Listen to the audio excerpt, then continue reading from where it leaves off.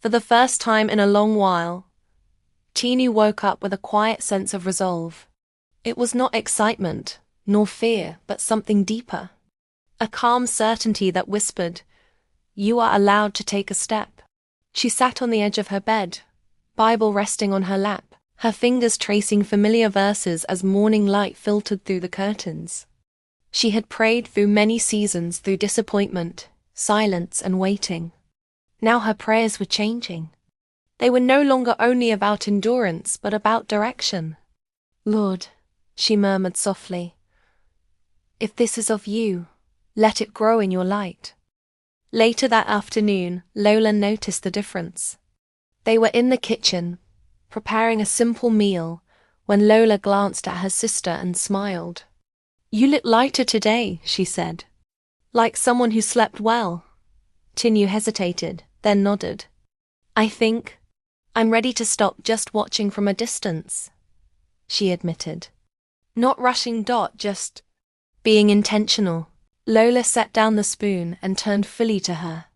"That's growth," she said warmly. "What are you thinking?" "There's a community outreach at church this weekend. The children's food drive and hospital visit. Olusegun mentioned he would be volunteering." Tinu paused, her voice steady. "I want to join too. Not to impress him, just to serve. And to see clearly." Lola's eyes softened. "That's a beautiful place to start," she said. "Service reveals the heart. I'll be praying." That Saturday morning, the church compound buzzed with quiet purpose. Volunteers moved about with boxes, lists, and gentle laughter. Tinu arrived early, dressed simply, her heart prayerful. Olusegun was already there. When he saw her, surprise flickered across his face, followed by genuine joy. "Tinu," he said, smiling. "I didn't know you were volunteering." She returned the smile, calm and sincere. "I thought it was time I joined." They worked side by side, packing food, organizing supplies, listening to instructions. There was no pressure, no awkwardness, just ease. Conversation flowed naturally. Faith, family, moments of laughter, and thoughtful silences that felt safe rather than strained. At the hospital, Daniel knelt to speak with a young boy, his voice gentle and patient. Tinu watched quietly, something warm settling in her chest. This is who he is when no one is watching, she thought. Later, as they walked back toward the bus, Daniel spoke carefully. "I appreciate today," he said. "Serving alongside you, it felt right." Tinu nodded. "I felt the same. I'm learning to move slowly." But honestly, he respected that. She could see it in his eyes.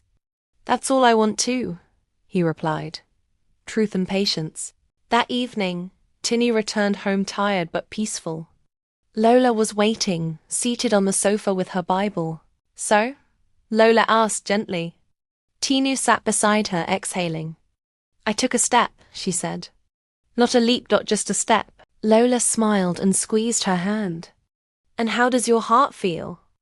"At peace," Tinu answered. "Not rushed, not afraid." Lola closed her eyes briefly, offering a silent prayer of thanks. "Then whatever comes next," she said. "You're walking in the light." And for the first time in years, Tinu believed that fully. Tinu felt a peace she had never known before. For the first time, she allowed herself to trust. Not just Olusegun, but the God who had guided every step of her journey. The calm in her spirit confirmed that this relationship was different, pure, and divinely ordered. Olusegun continued to be the man she had come to know. Humble, kind, and deeply rooted in Scripture. He was not merely a Bible reader. He lived the Word daily. His actions matched his confessions. His humility matched his wisdom. And his kindness reflected a heart truly surrendered to God. He didn't rush things. He respected Tinu's boundaries, always encouraging prayer before decisions and reminding her that God's will was greater than emotions.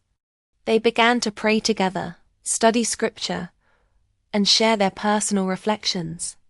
Sometimes, Alusigan would open his Bible and read aloud. Let love be without dissimulation. Abhor that which is evil. Cleave to that which is good. Romans 12:9. When he finished reading, he would smile gently and say, Tinu, this is the love I pray we both walk in. A love without pretense, grounded in truth and holiness. Those words stayed with Tinu. Each conversation, each prayer, and each shared silence made her heart more anchored in peace. Lola, on the other hand, watched everything unfold with quiet joy. She had her own storms to manage in her marriage, but seeing Tinu's journey strengthened her faith. She often told her sister, Tinu, this is what it means to wait on God. He restores, He rewards, and He makes all things beautiful in His time. Her words carried the weight of experience, mixed with hope that her own marriage would one day reflect the same peace and godliness that Tinu had now found.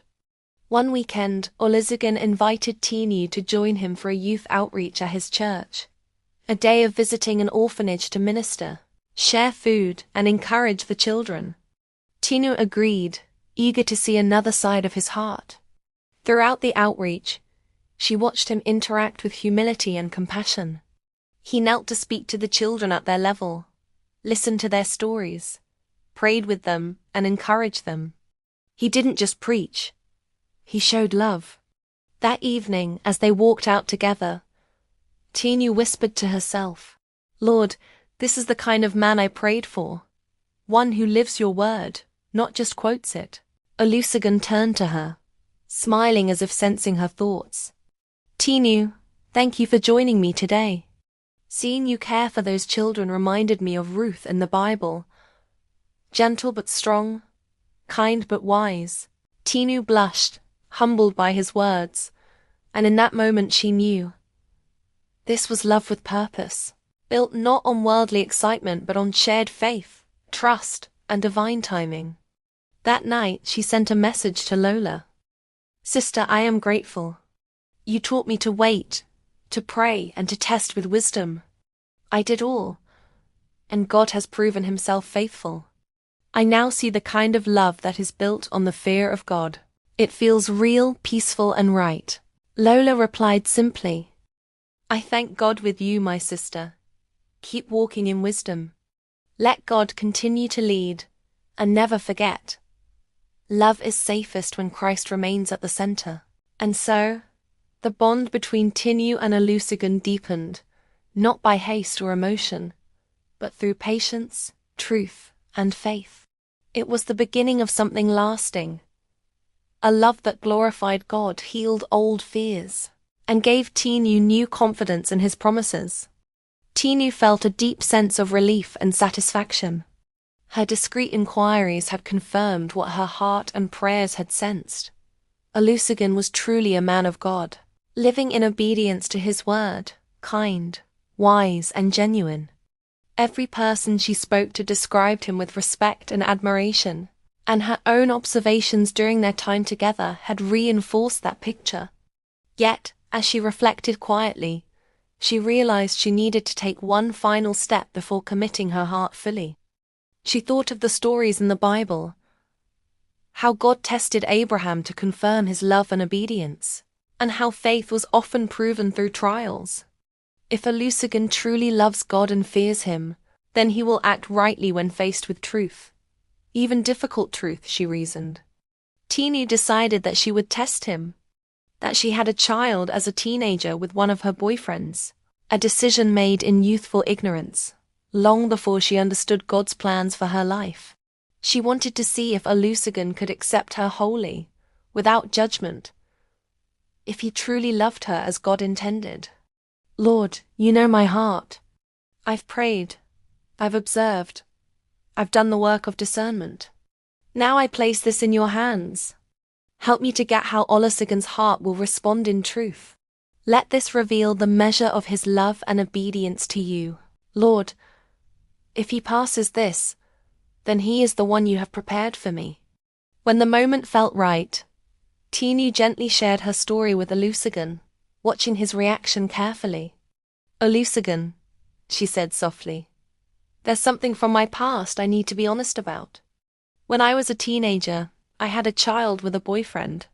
I didn't understand fully at the time what I was doing, and I regret the mistakes I made. I want to be honest with you because I cannot commit my heart fully without being completely open. Olusegun listened quietly, his eyes filled with attentiveness and calm understanding. After a long pause, he took her hand gently. "Tinu," he said, his voice steady and kind. "Thank you for trusting me with your truth. God knows your heart, and so do I. Your past doesn't define you. Your faith, your character, and your obedience to Him now do. I accept you completely, and I will walk with you faithfully, honoring God in every step we take together." Tinu felt tears well up, a mixture of relief, gratitude, and joy. She realized that this was the confirmation she had been seeking, not because Olusegun was perfect, but because his heart reflected God's love, grace, and understanding. She whispered a prayer of thanksgiving. "Lord, thank you. Thank you for guiding me, for revealing Olusegun's heart, and for showing me that true love, grounded in you, can endure and accept everything." That evening, Tinu reflected quietly, a gentle smile on her face. Her faith, discernment, and careful steps had led her here. She could now move forward with Olusegun, fully aware that he was a man who truly feared God, loved His word, and saw people and her through God's eyes. It was a step of faith, yes, but also a step of courage and wisdom. And for Tinu, it felt like the beginning of a love rooted in God, tested and proven worthy. She later confessed that she was just joking,